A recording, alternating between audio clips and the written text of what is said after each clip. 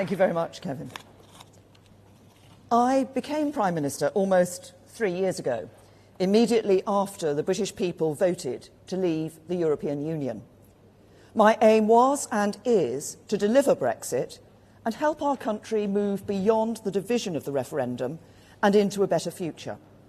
A country that works for everyone, where everyone has the chance to get on in life and to go as far as their own talent and hard work can take them. That is a goal that I believe can still unite our country. I knew delivering Brexit was not going to be simple or straightforward. The result in 2016 was decisive, but it was close.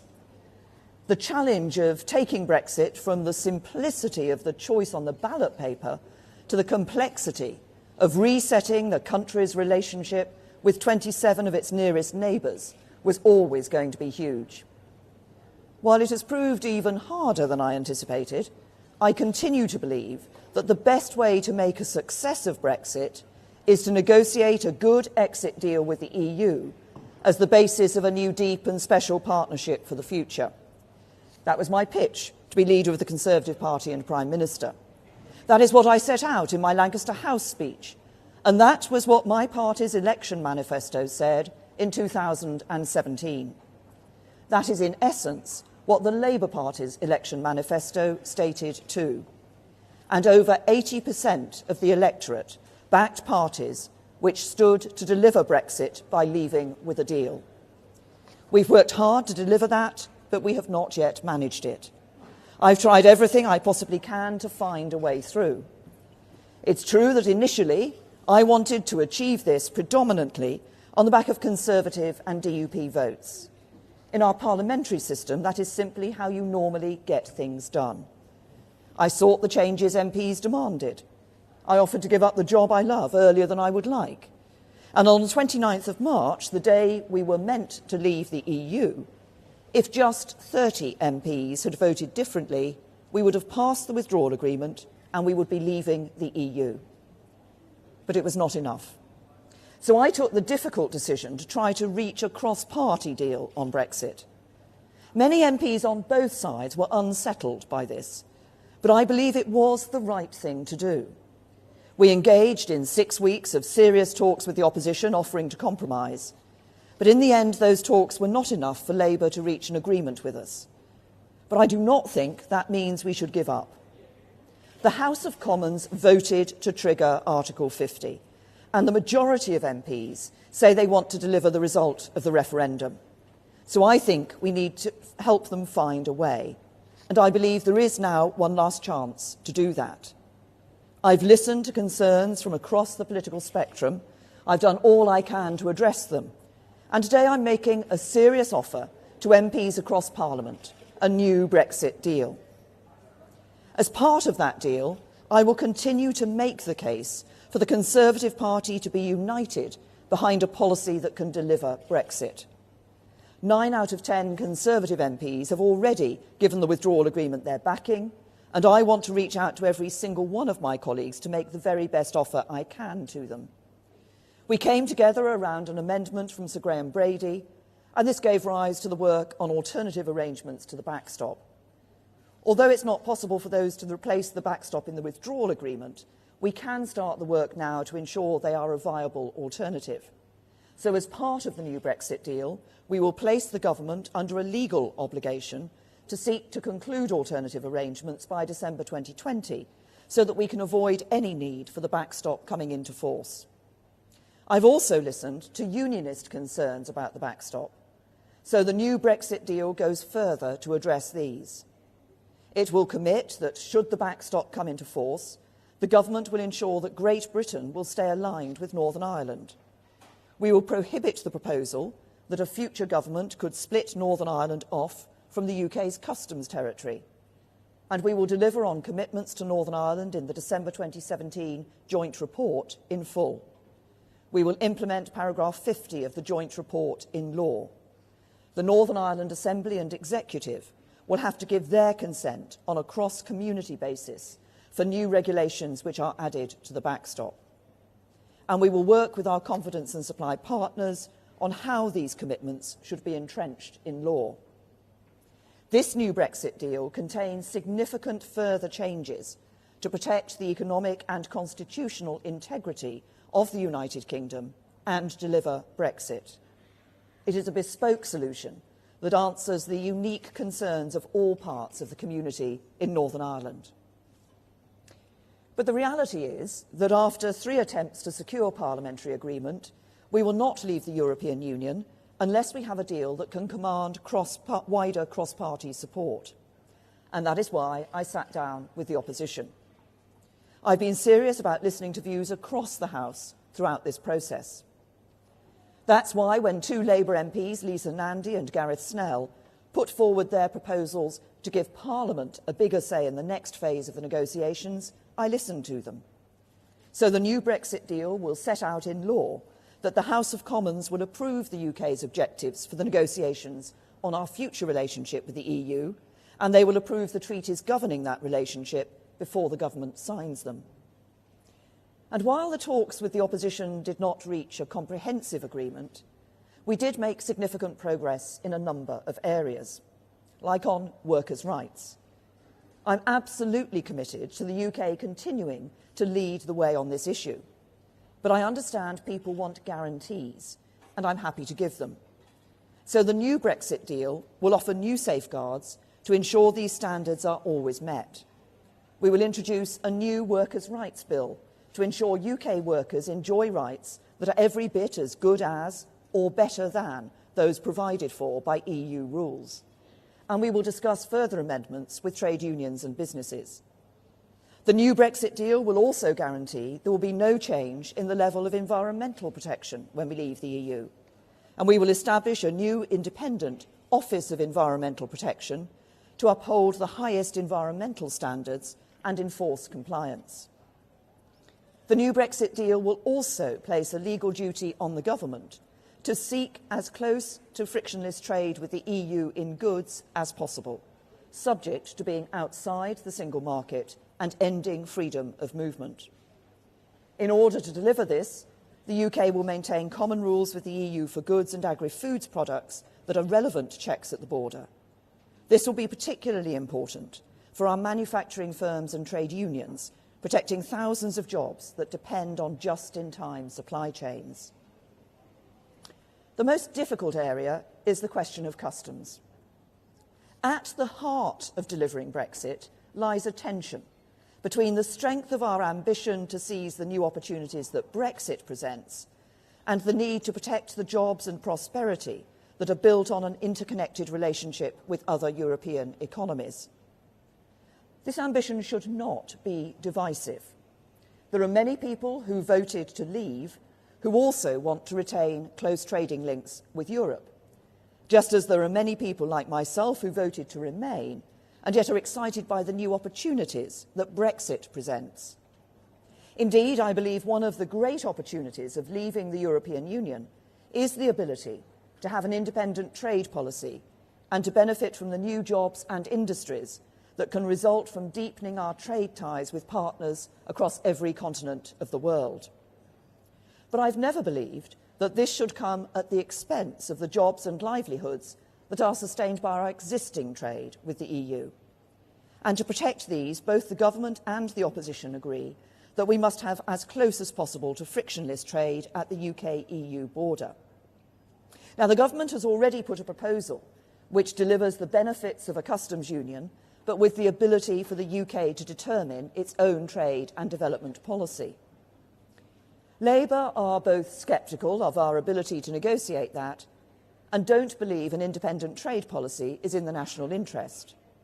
They would prefer a comprehensive customs union with a UK say in EU trade policy, but with the EU negotiating on our behalf. If we're going to pass the withdrawal agreement bill and deliver Brexit, we must resolve this difference. As part of the cross-party discussions, the government offered a compromise option of a temporary customs union on goods only, including a UK say in relevant EU trade policy, and an ability to change the arrangement so a future government could move it in its preferred direction. We were not able to agree this as part of our cross-party talks. so it is right that Parliament should have the opportunity to resolve this during the passage of the bill and decide between the government's proposal and a compromise option. And so the government will commit in law to let Parliament decide this issue and to reflect the outcome of this process in legislation. I've also listened carefully to those who've been arguing for a second referendum. I've made my own view on this clear on many times. I do not believe this is a route that we should take, because I think we should be implementing the result of the first referendum, not asking the British people to vote in a second one. But I recognise the genuine and sincere strength of feeling across the House on this important issue.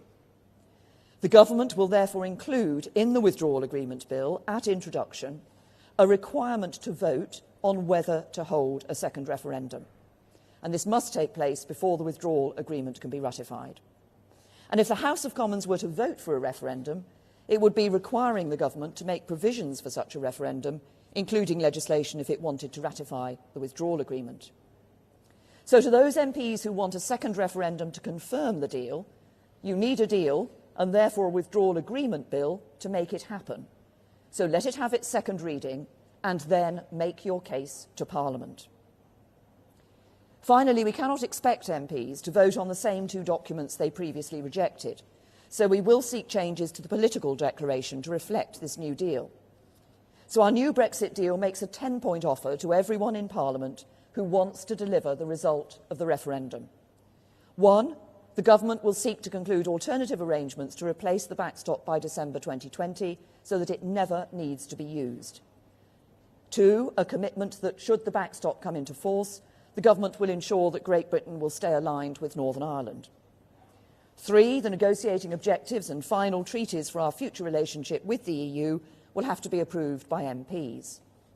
4, a new workers' rights bill that guarantees workers' rights will be no less favourable than in the EU. 5, there will be no change in the level of environmental protection when we leave the EU. 6, the UK will seek as close to frictionless trade in goods with the EU as possible, while outside the single market and ending free movement. 7, we'll keep up to date with EU rules for goods and agri-food products that are relevant to checks at the border, protecting the thousands of jobs that depend on just-in-time supply chains. 8, the government will bring forward a customs compromise for MPs to decide on to break the deadlock. 9, there will be a vote for MPs on whether the deal should be subject to a referendum. And 10, there will be a legal duty to secure changes to the political declaration to reflect this new deal. All of these commitments will be guaranteed in law, so they will endure at least for this Parliament. The revised deal will deliver on the result of the referendum. And only by voting for the withdrawal agreement bill at second reading can MPs provide the vehicle Parliament needs to determine how we leave the EU. So if MPs vote against the second reading of this bill, they are voting to stop Brexit. If they do so, the consequences could hardly be greater. Reject this deal and leaving the EU with a negotiated deal anytime soon will be dead in the water. And what would we do then? Some suggest leaving without a deal. But whatever you think of that outcome, Parliament has been clear it will do all it can to stop it. If not no deal, then it would have to be a general election or a second referendum that could lead to revocation and no Brexit at all.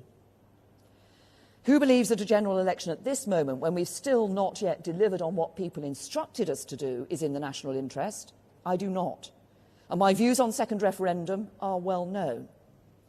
Look at what this debate is doing to our politics. Extending it for months more, perhaps indefinitely, risks opening the door to a nightmare future of permanently polarised politics. Look around the world and consider the health of liberal democratic politics. And look across the United Kingdom and consider the impact of failing to deliver on the clear instruction of the British people in a lawful referendum. We do not have to take that path. Instead, we can deliver Brexit. All the changes I've set out today have the simple aim of building support in Parliament to do that. I believe there is a majority to be won for a Brexit deal in the House of Commons. And by passing a deal, we can actually get Brexit done and move our country forwards. If we can do so, I passionately believe that we can seize the opportunities that I know lie ahead. The world is changing fast. Our young people will enjoy opportunities in the future that my generation could never have dreamed of. This is a great time to be alive. A great future awaits the United Kingdom. And we have all we need as a nation to make a success of the 2020s, the 2030s.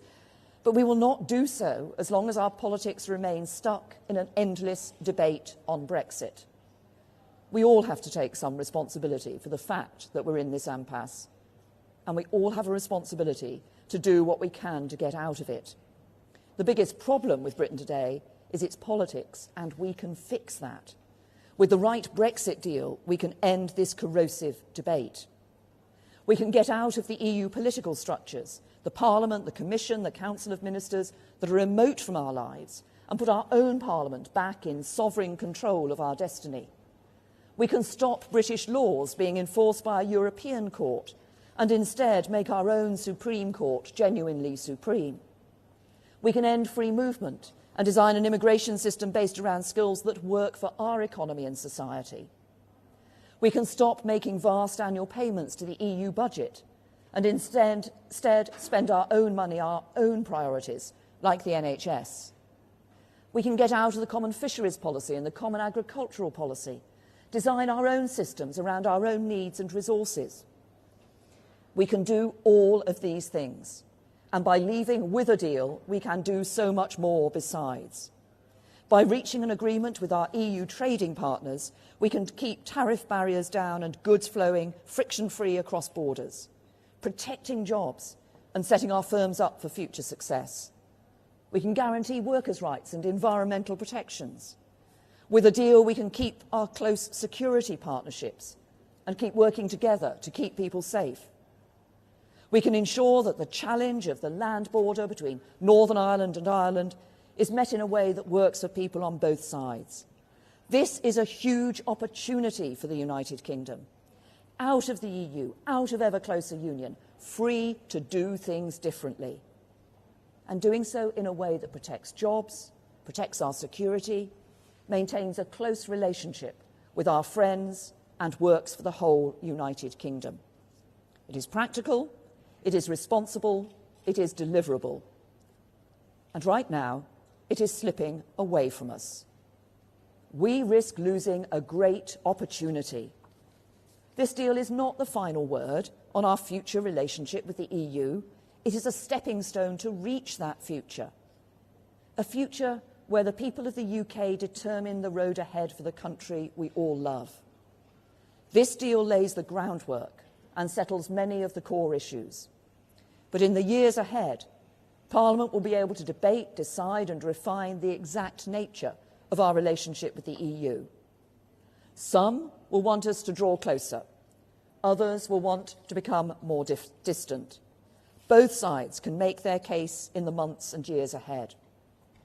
The key thing is, decisions will be made not by MEPs or commissioners or the EU Council, but by the United Kingdom Parliament elected by the British people.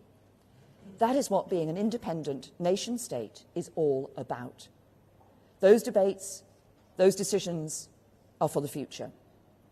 What matters now is honouring the result of the referendum and seizing the opportunity that is right before us. So we are making a new offer to find common ground in Parliament. That is now the only way to deliver Brexit.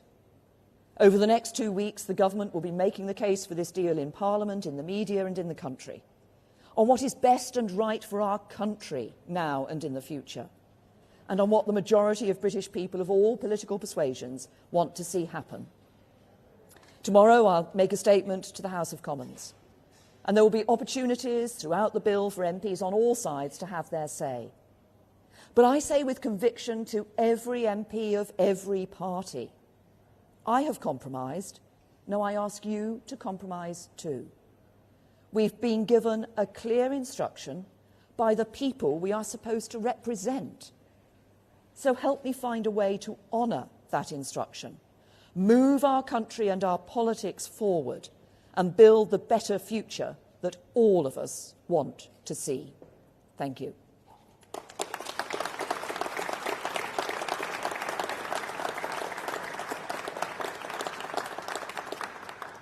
Now, there's a little time for some questions from the media. Who's going? Laura? Thank you, Prime Minister. Laura Kunsberg, BBC News. As you said at the beginning of your speech, you've had nearly 3 years, but the opposition parties have already said they will not vote for this deal. Isn't it simply too late now for you to be offering a compromise, and many MPs simply don't want to listen? And secondly, can you confirm that if this bill is lost, you will resign? Well, on the second part of your question, Laura, that was last week's news, and I set out with the chairman of the 22 what will be happening. On the first point that you make, I would say to every MP, I mean, I've set this out today, I'll make a statement in the House of Commons tomorrow, we will be publishing the bill. Wait and look at the details of the bill, and think about the importance of delivering Brexit, because this is the way that we can ratify an agreement and ensure that we leave the European Union. That must be at the forefront of our thinking.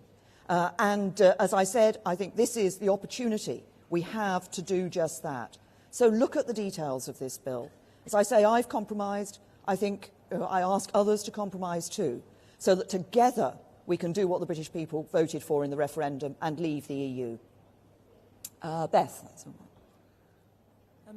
Prime Minister, whatever happens now with your Brexit bill, you have promised to stand down as Prime Minister. Would you like to see a Brexiteer replace you, or do you think that that would just prolong the polarisation of politics that you've just spoken of? Nice try, Beth, but my view is I'm not going to comment on the future leadership election. That will be a matter for the Conservative Party in all of its parts. Who have we got? Did I see? Let's see, Robert. Prime Minister, hello, I'm over here. Yes. Hello. Yes. Don't worry, I'm just scanning the other. Sorry, I'll give you my full attention, Robert. The pleasures that await you. You have said you've said, Prime Minister, that you will give MPs the opportunity to vote on whether to have a so-called confirmatory referendum. Does that mean you are giving a commitment that if they vote for that referendum, there will be a referendum? And you've also said that you will give MPs a vote on whether the UK should remain in a permanent customs union without the ability to negotiate trade deals with other countries. Again, is this a commitment that if they vote for that, that is what a Conservative government would negotiate? Well, as I said in the speech, obviously, as we take these issues through the House of Commons, what the House of Commons will be saying is what they want to see in the final bill. And if you want a deal, it's about ratifying the bill. But I do have to pick you up, Robert, on the fact that you said that I had said there would be a compromise solution of a permanent customs union on the table. No, I didn't.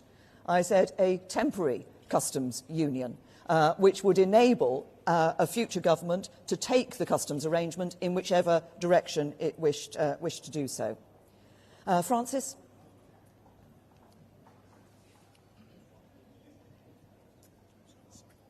Hi. Francis Elliott from The Times.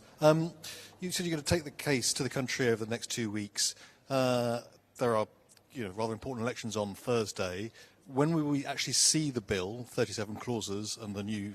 Are you committing to publishing the bill before recess? We'll be publishing the bill in the next few days, and as I say, I would ask people to wait and look at the details of what is in the bill. As I say, this is the opportunity that people have to deliver on Brexit. What does the bill do? It enables us to get out of the EU. It enables us to take back control of our money, our borders and our laws. I think that's what people voted for. That's what this bill will enable people to do. Pippa? Thank you. Pippa Carrera from The Mirror. Prime Minister, you came into number 10 promising to deliver Brexit and to put the issue of Europe to bed once and for all for the Conservative Party. How successful do you think you've been in doing that? Well, patently obviously, I've just said in my speech that I haven't yet delivered Brexit. This is about, what I'm doing today, is about setting out what I believe is a new Brexit deal that can command a majority across the House of Commons and that can enable us to do just that.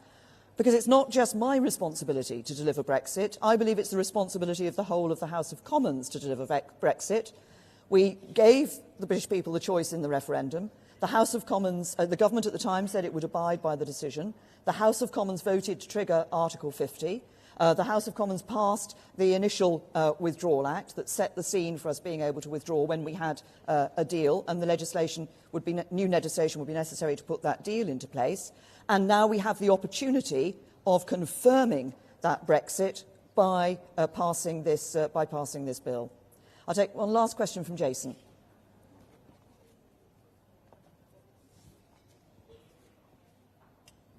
Thanks, Jason Groves from the Daily Mail. Some of your colleagues seem to be opposed to this, not because necessarily what's in it, but because it's you who's doing the asking. What do you say to those who now think it's your duty and in the national interest for you to step aside and let someone else have a go before this whole thing gets even worse?